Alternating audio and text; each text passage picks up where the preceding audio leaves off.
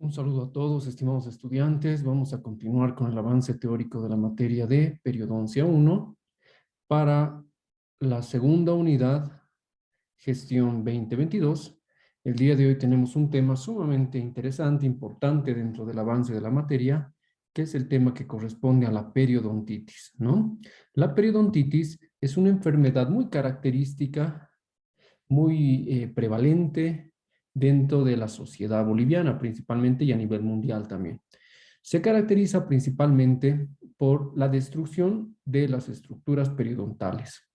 Principalmente se ve afectado lo que es el ligamento periodontal, el hueso alveolar y el cemento radicular. Y obviamente las manifestaciones en la encía son la inflamación y el sangrado, ¿no?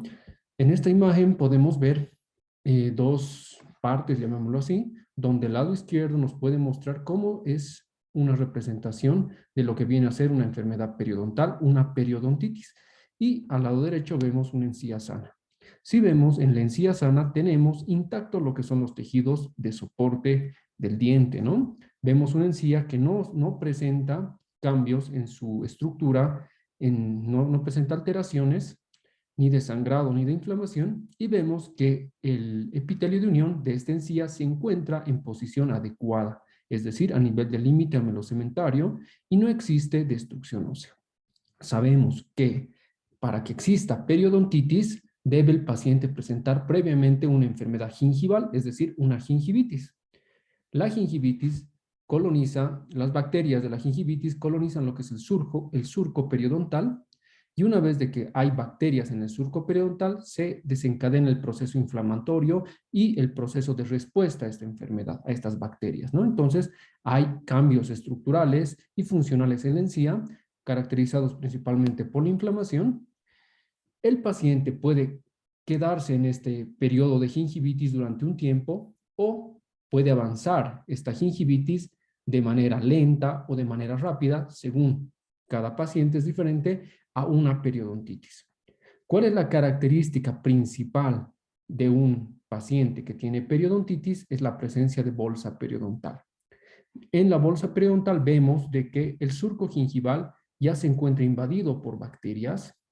Estas bacterias y el proceso de respuesta del paciente, en este caso, hacen de que hay una migración de este epitelio de unión hacia apical. Por lo tanto, lo que era un surco gingival de profundidad normal, es decir, de 0,5 a 3 milímetros sin inflamación, este empieza a profundizarse y cuando uno ingresa con una sonda periodontal vemos profundidades mayores a 3 milímetros.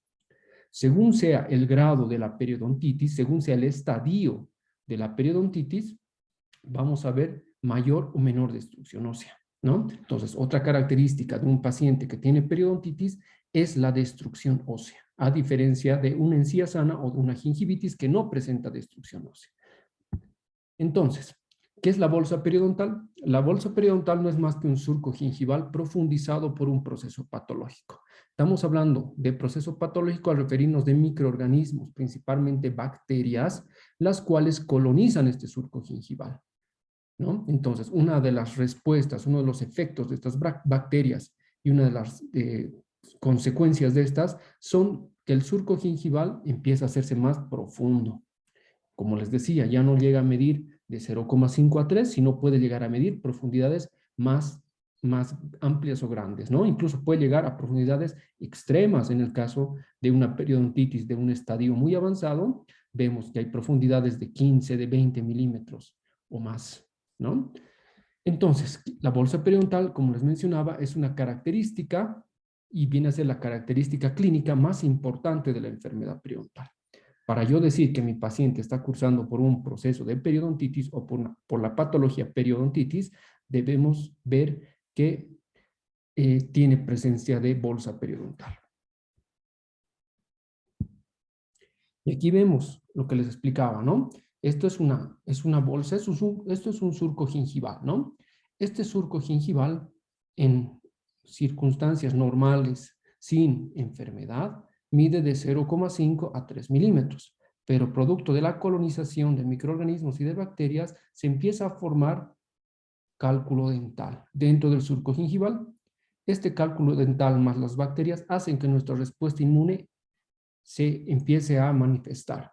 Por lo tanto, hay gran acúmulo de células inflamatorias, hay gran acúmulo de células de defensa de nuestro organismo, lo cual hace que haya un proceso también de destrucción de estas estructuras periodontales. Este epitelio de unión, en este caso vemos que está a nivel del límite melocementario, va a empezar poco a poco a migrar, ¿no?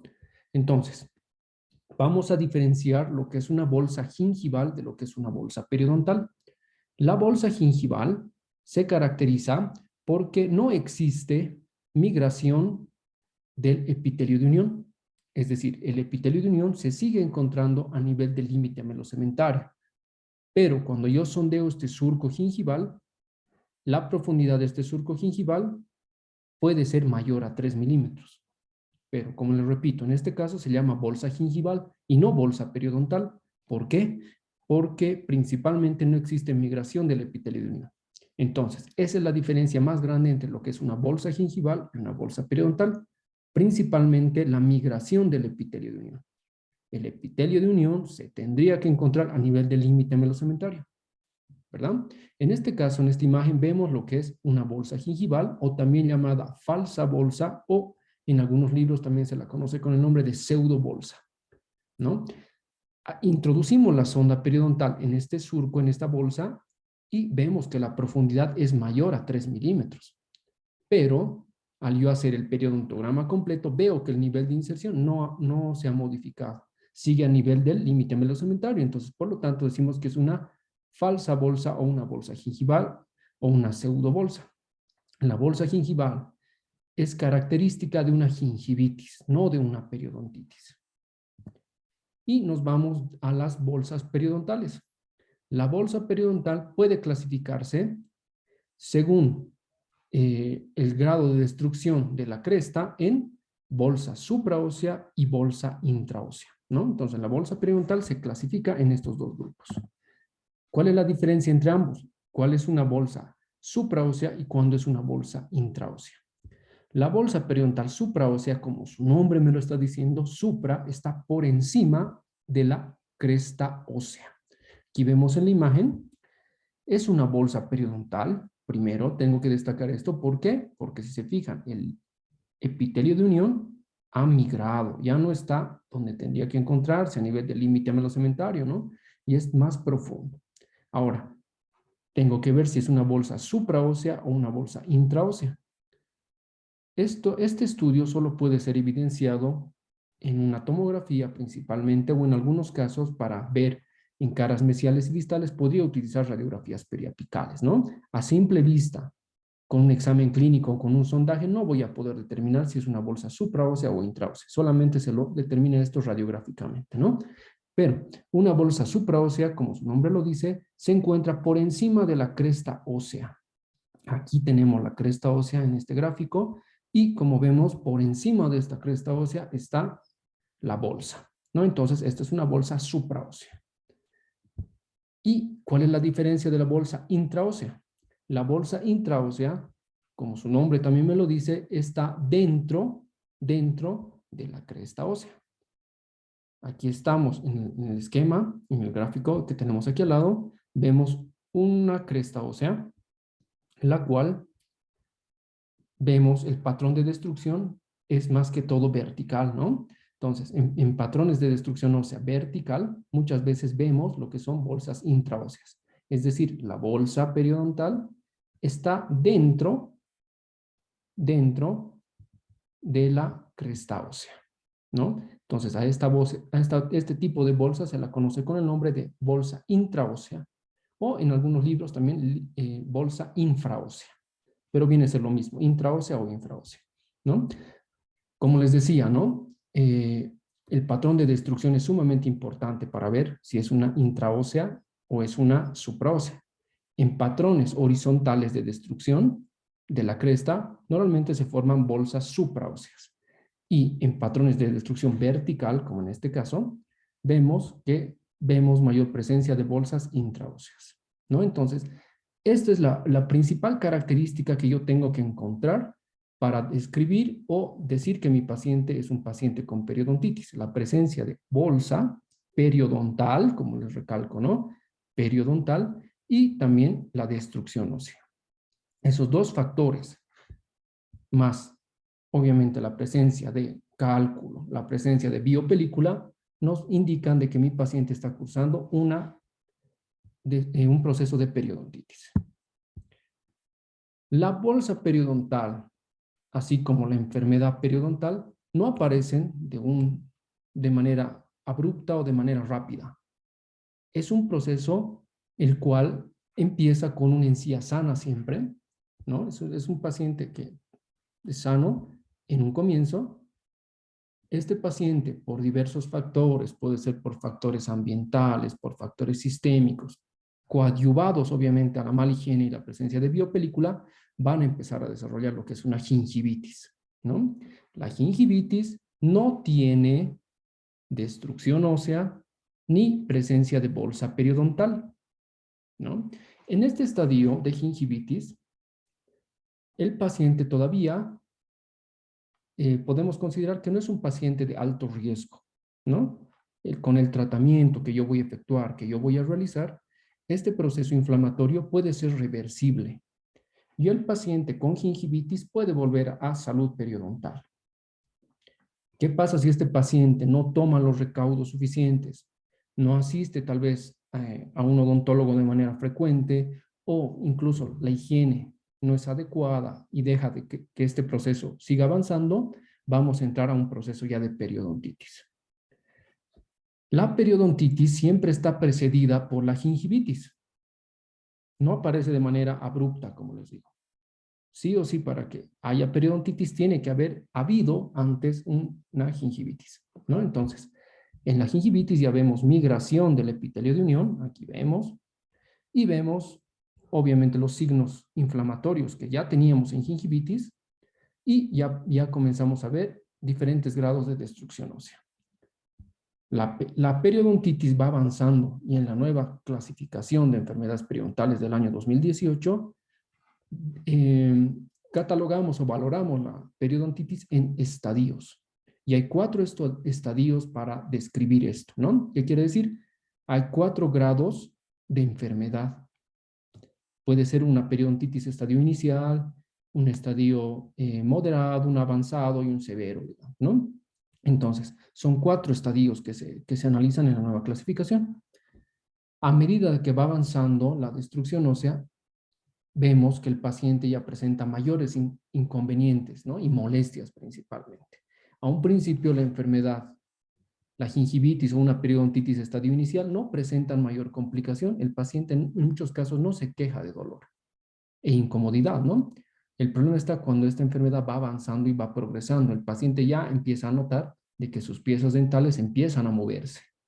Y empieza a notar de que hay ciertos grados de sensibilidad y empieza a notar que hay migración de sus piezas dentales y empieza a percibir de que ya hay ciertas alteraciones, ¿no? Entonces recién el paciente asiste a la consulta en muchos casos y en muchos casos ya es tarde, porque lastimosamente la periodontitis no es reversible al 100%.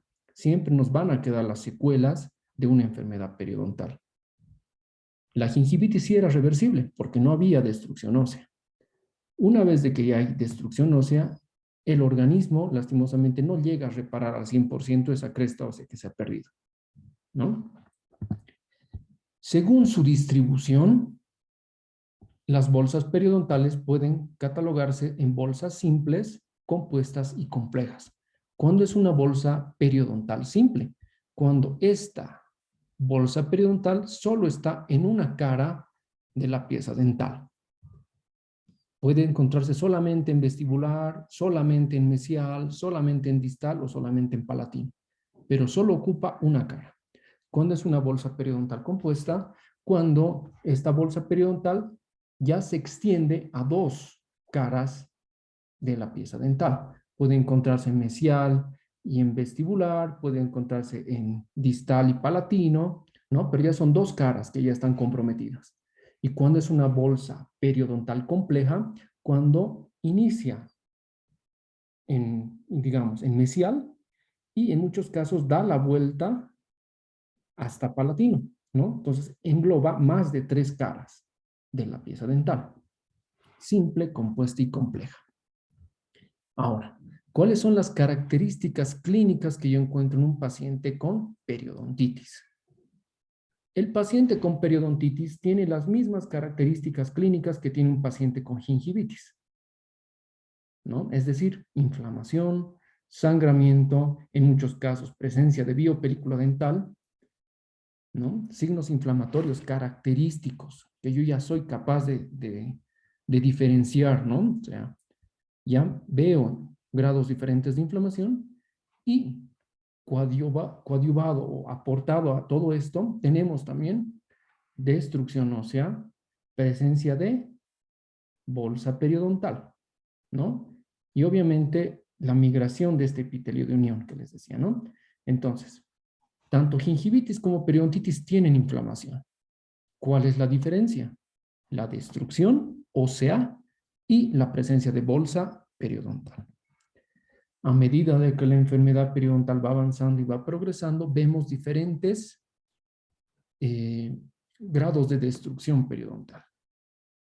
Viendo esta imagen solamente, puedo definir que mi paciente tiene inflamación.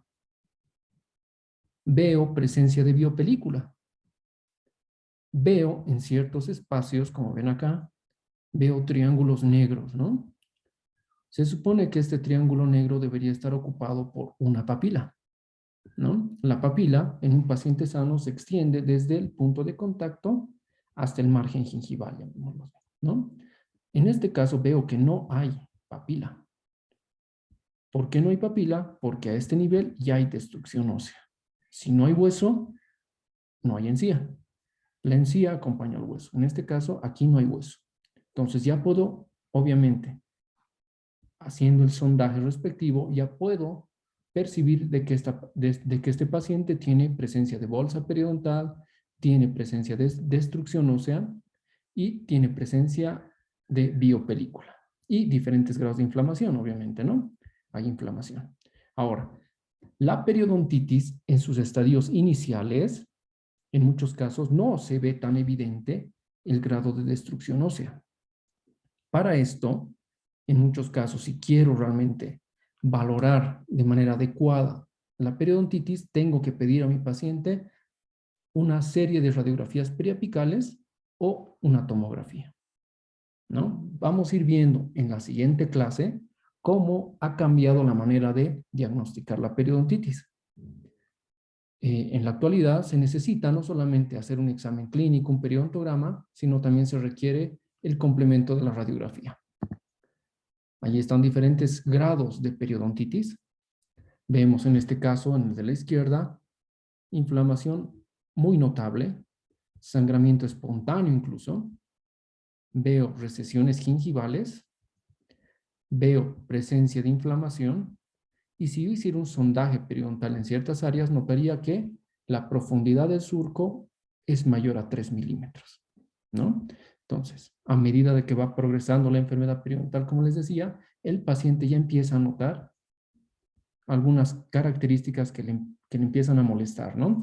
Es tanto estéticas como funcionales, porque este paciente a nivel estético no se siente bien y a nivel funcional tampoco, porque tiene mucha sensibilidad, ya empieza a notar que los dientes se están moviendo, ¿no?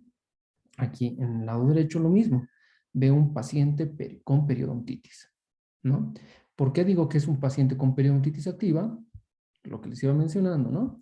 Presencia de inflamación, recesiones gingivales, presencia de biopelícula, y si yo hiciera el sondaje, veo también que hay surcos gingivales profundos, bolsas periodontales en este caso.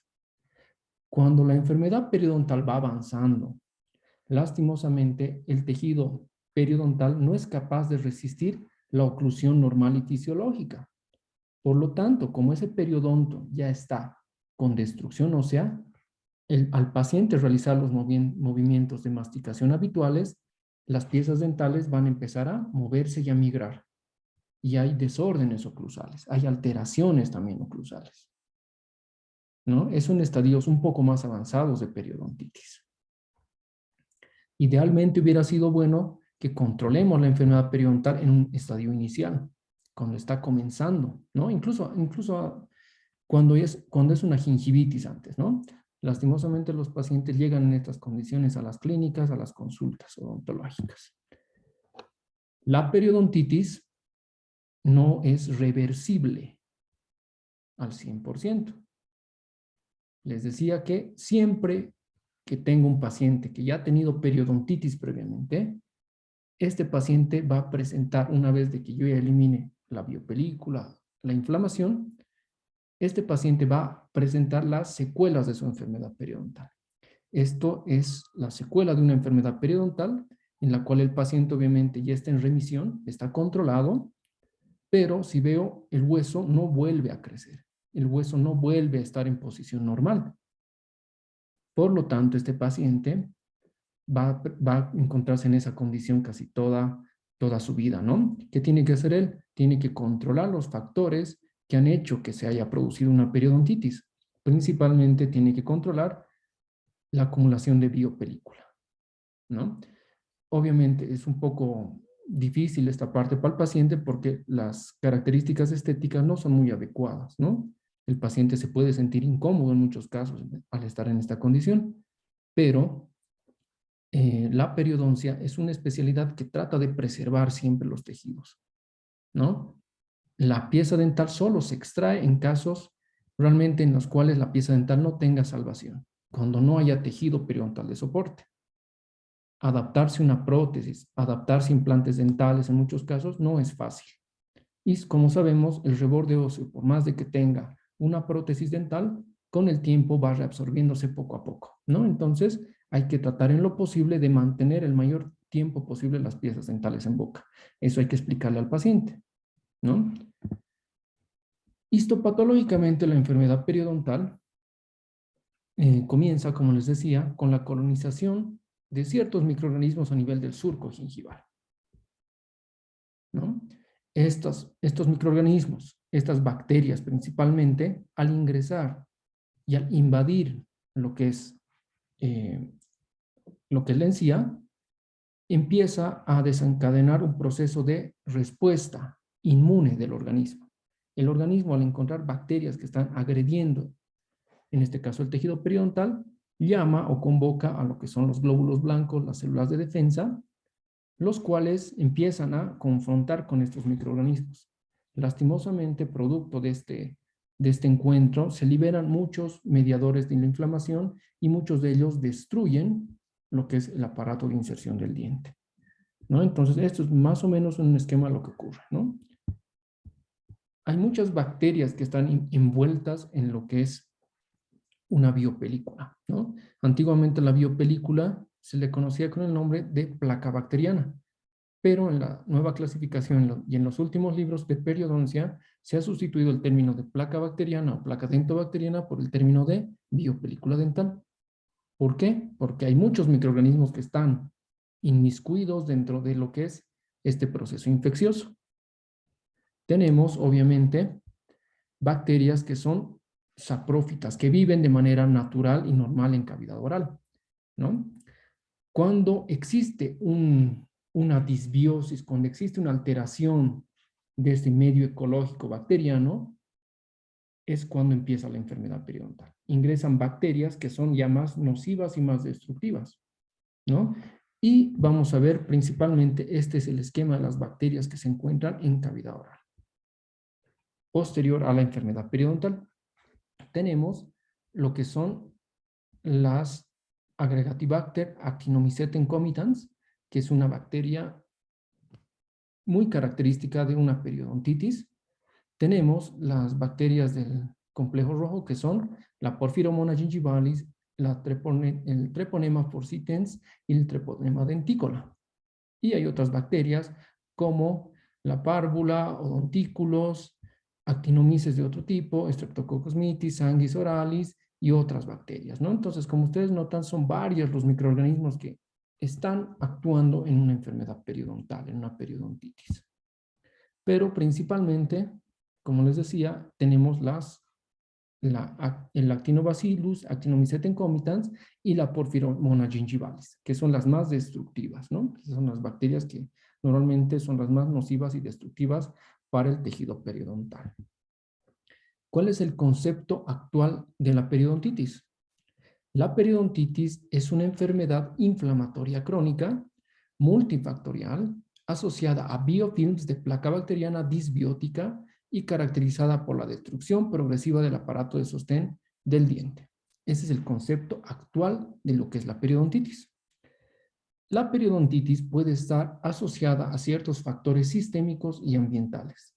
¿Qué quiere decir? Si mi paciente tiene alguna enfermedad sistémica o alguna condición sistémica o tal vez algún factor ambiental también, como por ejemplo el tabaco está inmiscuido en esto, la periodontitis se puede potenciar y puede ser más destructiva y lesiva. Puede destruir más rápidamente los tejidos del periodonto, ¿no? Ahí está obviamente el paciente que les mostraba. Este es la boca de un paciente que además de tener enfermedad periodontal es un paciente que fuma. Aquí vemos las coloraciones diferentes de tipo marrón verduzco, característico de un paciente que fuma. Entonces, si mi paciente, además de tener enfermedad periodontal, es un paciente que consume gran cantidad de cigarrillos por día, este riesgo de presentar mayor destrucción es mayor. Bueno, la periodontitis. Primero, para que yo diga que mi paciente tiene periodontitis, les decía, tengo que ver biopelícula o también llamado biofilm, ¿no? Entonces, tiene que haber una placa de microorganismos, biopelícula, tiene que presentarse inflamación, ¿no? Esto de la inflamación varía de individuo a individuo. Varía también del estadio en el cual se encuentra su periodontitis y puede variar también según algunos elementos, como por ejemplo el cigarrillo, ¿no? Lastimosamente, un paciente que fuma, lo que produce a nivel sistémico es una vasoconstricción. Al producirse una vasoconstricción, las células de defensa de la sangre no llegan al sitio donde está la invasión bacteriana y en este caso no hay células de defensa que puedan contrarrestar la periodontitis, ¿no? La inflamación varía. Entonces, como les decía, en un paciente que fuma no hay tanto inflamación como en un paciente, por ejemplo, que tiene otra patología de base, por ejemplo, una diabetes. En un paciente que con diabetes, la inflamación es mayor, ¿no? Es otra característica. La pérdida de inserción. Les decía, yo tengo que evaluar la pérdida de inserción y la única manera clínica de evaluar una pérdida de inserción es realizando el periodontograma. Tengo que hacer el sondaje tanto de la posición de encía como de la profundidad de surco para determinar dónde está la pérdida de inserción y de cuántos milímetros estamos hablando, cuántos milímetros de pérdida de inserción tiene el paciente. Y radiográficamente también puedo diagnosticar o puedo coadyuvar mi diagnóstico con una radiografía periapical o una tomografía para evaluar principalmente la pérdida de hueso. Dijimos que una característica de la periodontitis es la pérdida de hueso. La formación de bolsas periodontales son una secuela del proceso de la enfermedad, ¿no? Entonces, si yo analizo por qué se producen las bolsas periodontales, se producen principalmente por todos estos factores, ¿no? Entonces, es una consecuencia, es una secuela de este proceso. Ahí está, lo que hace rato les mencionaba, era un resumen más o menos de qué es la periodontitis y qué características clínicas principalmente yo encuentro en un paciente con periodontitis. Las características generales: acumulación de biopelícula, inflamación, formación de bolsas, pueden ser supraóseas o intraóseas, bolsas periodontales, ojo, pérdida de inserción y pérdida de hueso alveolar. Normalmente los pacientes que no se asean de manera cotidiana cavidad oral presentan mucho acúmulo de biopelícula y posterior formación de cálculo en la zona lingual. Vemos en este paciente que presenta grandes formaciones de cálculo a nivel de la cara lingual de los incisivos inferiores. Vemos signos inflamatorios. En muchos casos, cuando yo tengo este tipo de pacientes y quiero hacer un sondaje para evaluar la profundidad de surco, me veo imposibilitado por esta presencia de cálculo, ¿no? Entonces, a veces, ¿qué tengo que hacer? Antes de hacer un sondaje periodontal en esta zona, tengo que eliminar el cálculo para que de esa manera mi sonda periodontal ingrese en el surco gingival y valore principalmente el nivel de inserción. En algunos casos, la periodontitis puede presentar algunas complicaciones o algunas variaciones, llamémoslo así, según sea el grado y el estadio en el cual se encuentra la periodontitis, o en algunos casos por características propias, ya sea sistémicas o ambientales del paciente. En muchos casos puede haber supuración.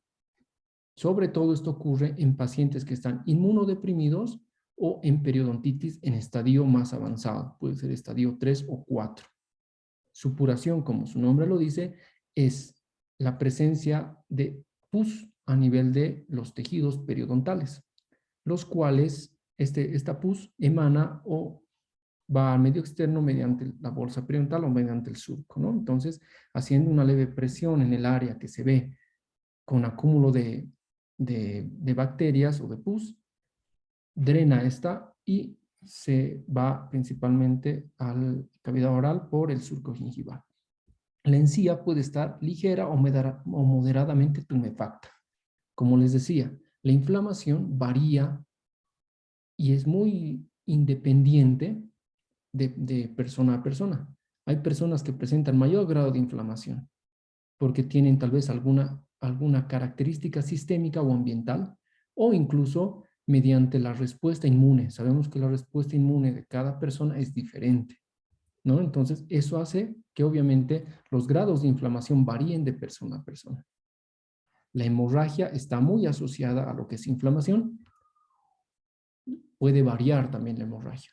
En muchos casos veo periodontitis muy avanzadas con poco grado de hemorragia, ¿no? O puede ser al revés, poca destrucción, pero gran hemorragia. Esto varía, como les decía, debido a las características particulares, individuales, sistémicas, ambientales o inmunes de la persona, ¿no? Y la movilidad dental que puede o no presentarse en un paciente con periodontitis. Obviamente, se presenta mientras mayor grado de destrucción periodontal exista, mientras de mayor estadio sea esta periodontitis. Si yo tengo un paciente con una periodontitis estadio inicial, estadio 1 llamado, voy a ver que no hay mucha movilidad, incluso en un estadio inicial puede no presentarse movilidad, pero a medida de que esta enfermedad y esta destrucción va avanzando, voy a encontrar mayores grados de movilidad dental. Sabemos que la movilidad dental se evalúa en grados, ¿no? Tengo el primer grado, segundo grado y tercer grado. En el primer grado, la movilidad dental no pasa del milímetro, es de 0,5 a 1 milímetro. En el estadio 2 de movilidad, o en el grado 2, la movilidad varía de 1 a 2 milímetros. Y la movilidad grado 3 es mayor a 2 milímetros y no solamente es en sentido horizontal, sino también en sentido vertical, ¿no? Entonces, como ven ustedes, varía la movilidad de paciente a paciente. Otro paciente con signos característicos de periodontitis, ¿no? Principalmente me tengo que dar cuenta de la presencia de inflamación, destrucción ósea. Veo obviamente recesiones gingivales. ¿Por qué se producen estas recesiones? Por destrucción ósea.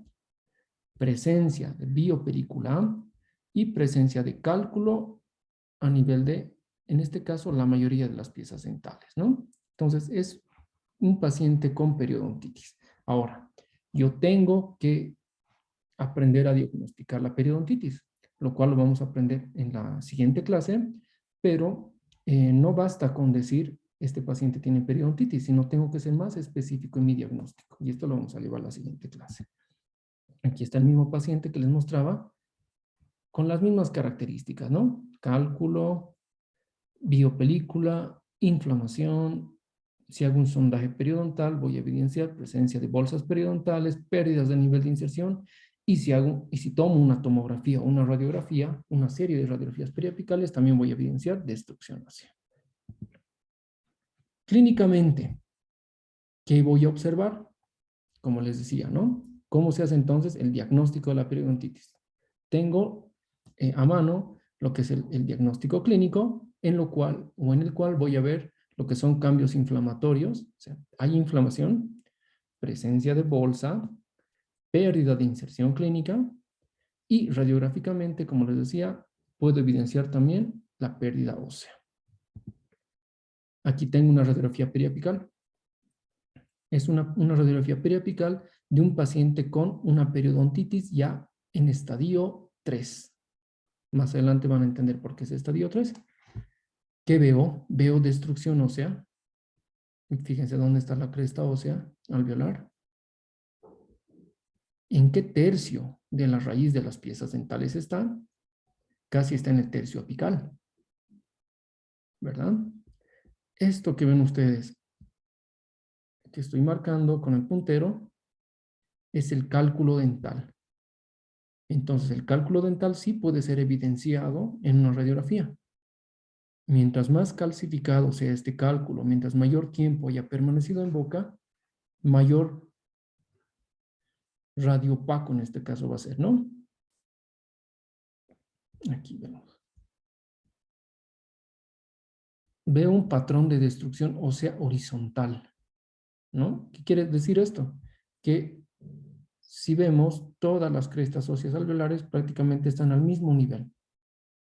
Hemos dicho que esto es muy compatible con lo que eran las bolsas periodontales supraóseas, ¿no? Entonces, muchas veces, si yo hiciera con sondaje, voy a ver que la bolsa periodontal está por encima de la cresta. Serían normalmente bolsas supraóseas. Para yo hacer un correcto diagnóstico de la periodontitis, requiero radiografías periapicales o mejor todavía, una tomografía. Vamos a ver esto porque es importante al evaluar o hacer un diagnóstico completo de la periodontitis. Pero adelantando, se utiliza la radiografía para evaluar el grado, es decir, la progresión de la enfermedad periodontal. Entonces, hablando de la distribución de la enfermedad de la periodontitis, decimos que la enfermedad periodontal es específica de un sitio. ¿A qué nos referimos con esto? Que los signos clínicos son provocados por la acumulación subgingival de placa en determinado sitio.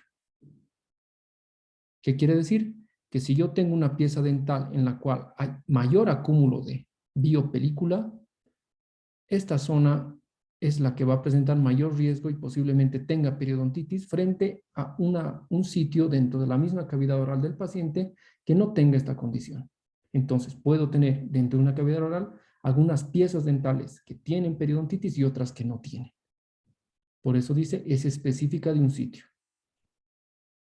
Donde se forma la periodontitis, donde hay acúmulo de biopelícula, donde hay presencia de bolsa y donde hay destrucción. Entonces, en cavidad oral puedo tener sitios donde haya enfermedad periodontal y sitios donde no los haya. Hablando un poquito de diagnóstico, la periodontitis puede ser localizada o generalizada, refiriéndonos a este lugar, ¿no? Este punto que hablábamos, ¿no? Si yo tengo más del 30% de piezas con periodontitis, hablamos de una periodontitis generalizada. Si menos del 30% de las piezas dentales tienen periodontitis, estamos hablando de una periodontitis localizada. Para hacer un diagnóstico clínico de la periodontitis requiero, como les mencionaba en uno de los puntos, la evaluación del nivel de inserción. Para evaluar el nivel de inserción, necesito hacer un periodontograma en el paciente. ¿Cómo obtengo el nivel de inserción? Obtengo con dos datos, los cuales se obtienen en el periodontograma, ¿no? Que es la posición de encía y la profundidad de surco. Con estos dos datos, posición de encía y profundidad de surco, puedo valorar lo que es el nivel de inserción. Esta parte la vamos a profundizar más que todo en la práctica, cuando ustedes estén en el rote de la materia, ¿no?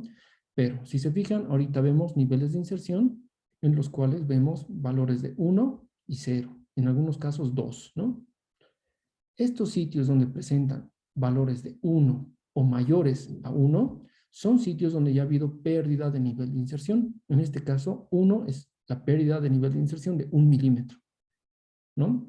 En algunos sitios vengo pérdida de nivel de inserción de 2 milímetros. ¿Qué quiere decir?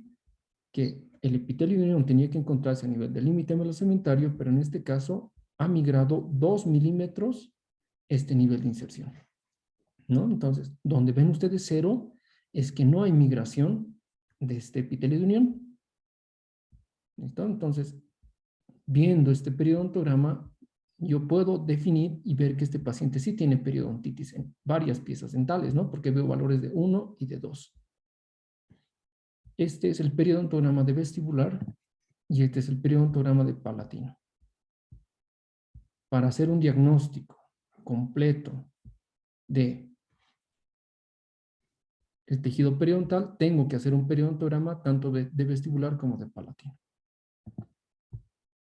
Entonces, hablando acerca de lo que veíamos anteriormente, ¿no? Decíamos que la periodontitis puede relacionarse principalmente a destrucción de la cresta ósea, ¿no? La cresta ósea puede destruirse en sentido horizontal o en sentido vertical. Si tengo una pérdida vertical, como hace rato veíamos en los gráficos, está más relacionada esta a formación intraósea de bolsas. Y la pérdida ósea horizontal está más relacionada a formación de bolsas supraóseas.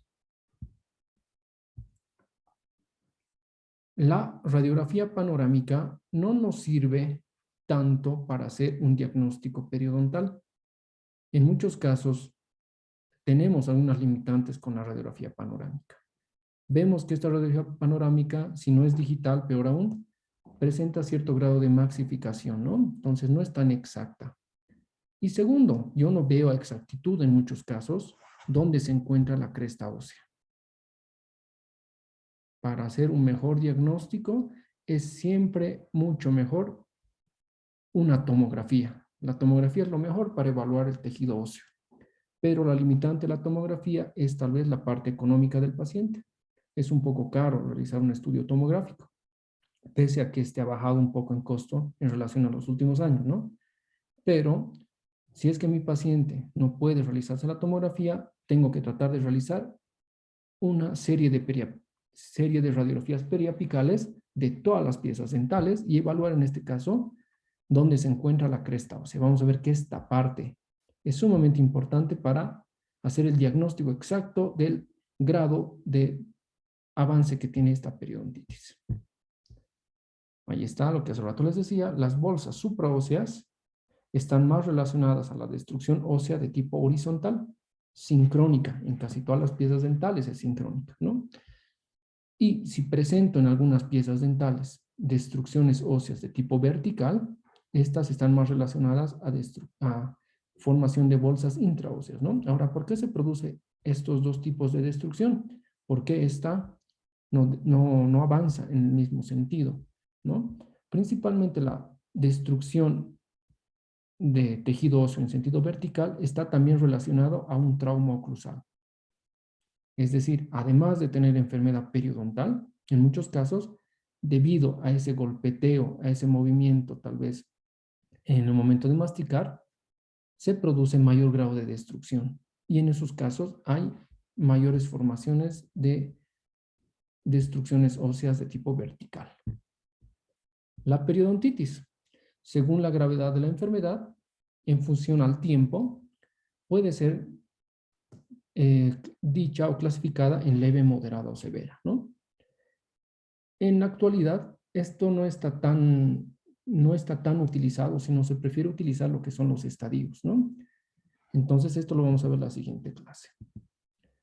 Síntomas. ¿Qué es lo que me refiere el paciente? Porque el paciente muchas veces no se da cuenta y obviamente no tiene el conocimiento suficiente para decir que tiene bolsa periodontal, no tiene el conocimiento necesario para decir, hay destrucción ósea de tipo horizontal, de tipo vertical, no sabe lo que es una bolsa, migraciones del epitelio de unión, no conoce esto, ¿no? Lo que el paciente nos va a referir va a ser, primero, que hay sangrado al cepillado o cuando comen.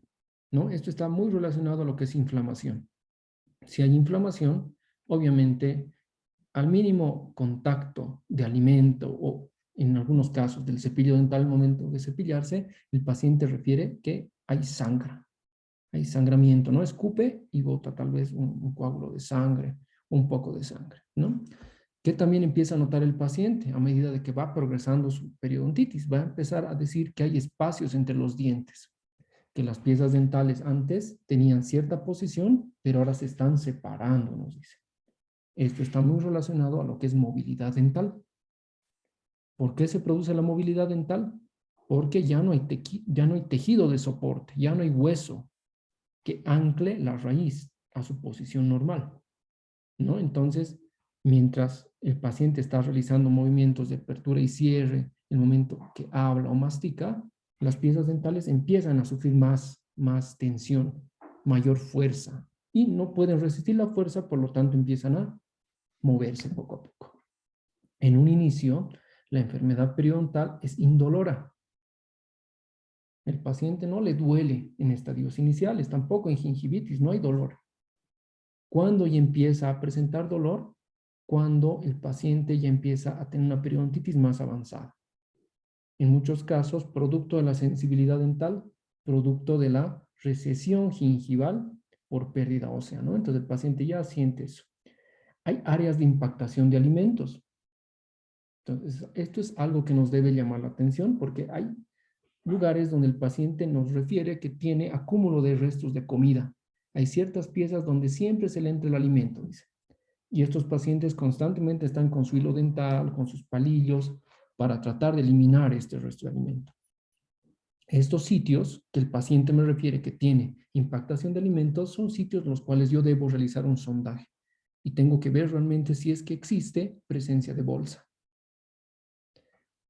En algunos casos el paciente puede referirnos sensibilidad y comezón gingival, ¿no? Puede referir, en algunos casos, no siempre ocurre. El paciente siente que las encías le arden un poquito. Obviamente esto va en relación a la progresión de la enfermedad y el grado que tiene esta periodontitis.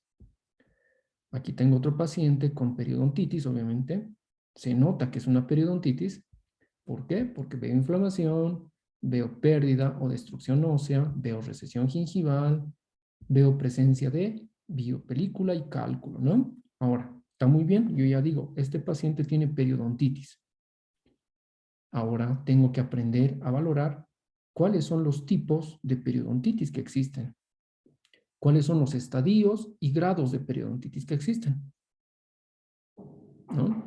Esto lo vamos a avanzar en la siguiente clase, pero para ir adelantando, ¿no?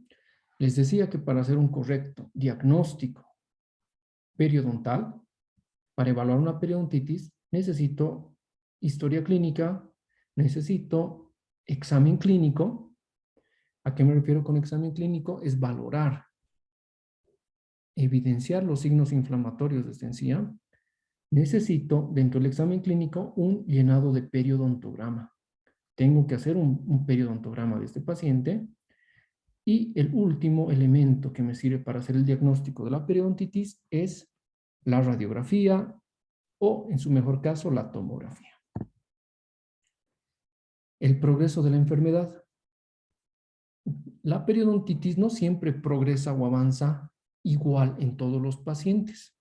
Hay muchos factores que están relacionados al progreso de la enfermedad. En algunas personas puede ser lento el progreso, en otras puede ser muy rápido.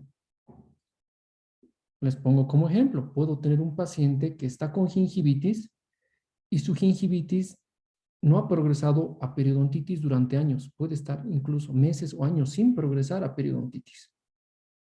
Pero tengo a otro paciente el cual no se ha cepillado las piezas dentales una semana y en esa semana ya veo que ya hay periodontitis, y hay destrucción ósea, y hay presencia de bolsa periodontal. Varía mucho de persona a persona. ¿De qué varía?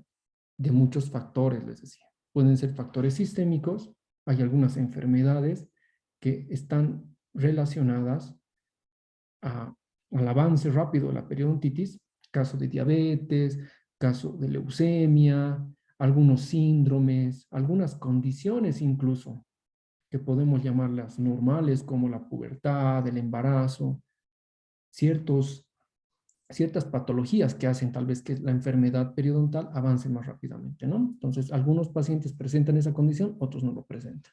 Hay factores ambientales también que están involucrados. Al hablar de factores ambientales, podemos hablar en algunas circunstancias, por ejemplo, a pacientes que consumen cigarrillos o tienen el hábito de masticar coca, pacientes tal vez que consumen algún medicamento de rutina, etcétera, etcétera, ¿no? Lo mismo con ciertos factores conductuales, ¿no? Es lo mismo. Entonces, son varios factores que pueden hacer que el paciente presente mayor avance o mayor progresión de su enfermedad, en algunos casos, ¿no? Pero podemos decir que los primeros signos suelen aparecer durante la adolescencia. Un paciente en esta etapa ya empieza a manifestar procesos de destrucción ósea y procesos de migración de ese epitelio de unión.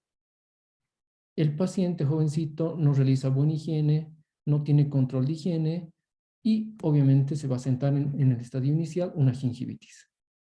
Pero según sea el grado de destrucción, según sea alguno de estos factores que mencionaba, este paciente ya va a empezar a presentar ciertos signos de destrucción, ¿no? Entonces, aparece en la adolescencia y obviamente es una enfermedad que es muy notable, muy prevalente en la tercera década de vida y más aún en pacientes adultos mayores, ¿no? Vemos en pacientes de 30 a 40 años que ya hay ciertas características evidenciadas de periodontitis. Veo destrucción ósea, veo formación de triángulos negros, veo recesiones gingivales, ¿no? Entonces, en la tercera década aproximadamente de vida ya son más evidentes los signos clínicos. Y en un paciente adulto mayor, si es que no se ha controlado la periodontitis en estas dos edades previas, el paciente adulto mayor va a presentar mucho grado de destrucción, movilidad dental y todo lo que estábamos mencionando dentro de las complicaciones de la periodontitis, ¿no? Ahora, hay ciertas áreas donde el paciente presenta mayor, o se ha evidenciado estadísticamente que presenta mayor grado de periodontitis o mayor avance de periodontitis. Sobre todo esto ocurre en las áreas interproximales, mesial y distal.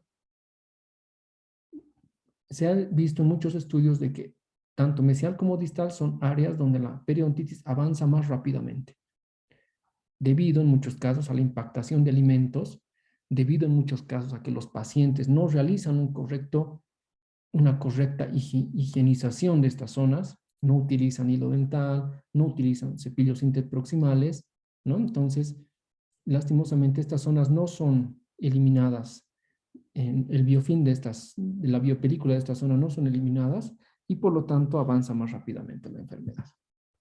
Aquí está. Veo el paciente, signos inflamatorios, destrucción ósea, ¿no? Como les decía, la encía acompaña al hueso y en estos lugares veo que la papila se ha perdido, entonces no tiene hueso, presencia de biopelícula, inflamación, si hiciera el sondaje periodontal veo bolsas periodontales, entonces es un paciente con periodontitis.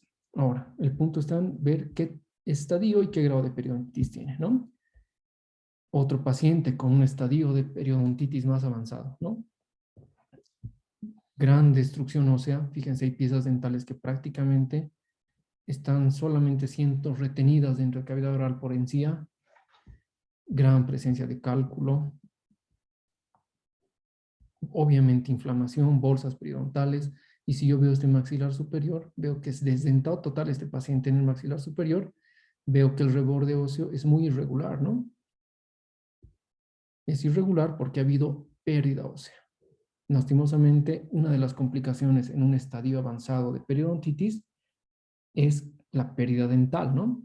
Este paciente va a perder mayor cantidad de piezas dentales acá en el maxilar inferior y esto que ya se ha perdido por enfermedad periodontal tiene que ser reemplazado por una prótesis, ¿no? ¿Cuál es la desventaja de la prótesis? Que la prótesis requiere un buen soporte, un buen reborde para tener su retención. Lastimosamente, al presentar este reborde en esas condiciones, la prótesis no se va a retener y el paciente va a tener mucha incomodidad, ¿no? Entonces, eso es lo que les decía. Muchas veces es necesario tratar de preservar el mayor tiempo posible las piezas dentales dentro de cavidad oral.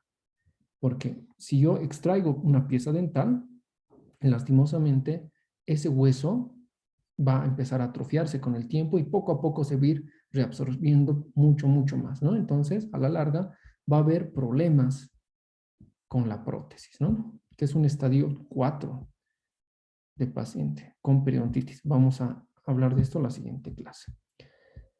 Existen 3 progresos de la enfermedad, 3 modelos de progresión de la periodontitis. Tenemos lo que es el modelo continuo. Este modelo continuo de progresión de la enfermedad es lento y continuo, como su nombre lo dice, ¿no? Entonces, son pacientes que ya tienen periodontitis, pero esta periodontitis va avanzando lentamente y paulatinamente, de manera continua. Ese es el primer modelo. Tengo el modelo aleatorio. ¿En qué consiste este modelo? Hay brotes episódicos, es decir, periodos cortos de destrucción seguidos por periodos sin destrucción. Entonces, en ciertas etapas hay procesos de esta enfermedad periodontal empieza a destruir. Llega un punto en el cual se estanca la destrucción, está inactiva un tiempo y vuelve a aparecer en otro periodo de destrucción, ¿no? Entonces, es el modelo aleatorio. Aparece la destrucción, para un tiempo y vuelve a aparecer.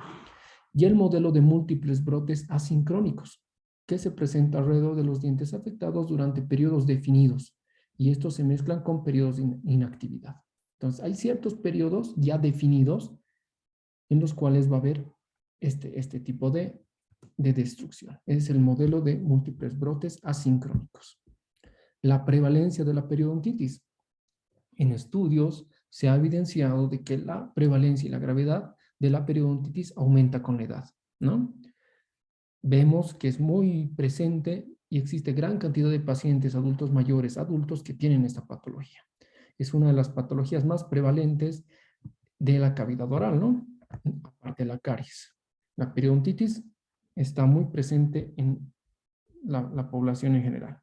Afecta a ambos géneros por igual. ¿Qué quiere decir? Tanto varones como mujeres presentan la misma, podemos decir, prevalencia de esta enfermedad.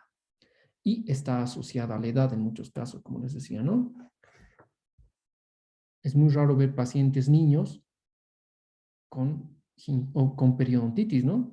Normalmente vemos que está presente en pacientes adultos mayores. Aquí está lo que les decía, ¿no? En los inicios, la enfermedad más prevalente a nivel de cavidad oral es la caries, ¿no? En la adolescencia ya empiezan a manifestarse los primeros signos de lo que es una gingivitis en pacientes que obviamente no tienen los cuidados necesarios, ¿no? En la edad adulta ya están evidentes algunas características clínicas y obviamente es muy presente en la etapa de adultos mayores. En relación al sexo hemos dicho que tanto varones como mujeres presentan casi los mismos índices. Ahora, hay ciertos factores de riesgos para la enfermedad, ¿no? Primero, podemos hablar de los antecedentes de la enfermedad periodontal. ¿A qué nos referimos con los antecedentes?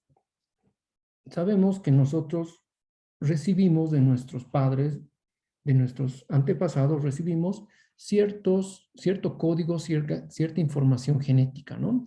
Entonces, mediante esto, está estipulado en nuestro código genético la predisposición a tener algunas patologías en muchos casos.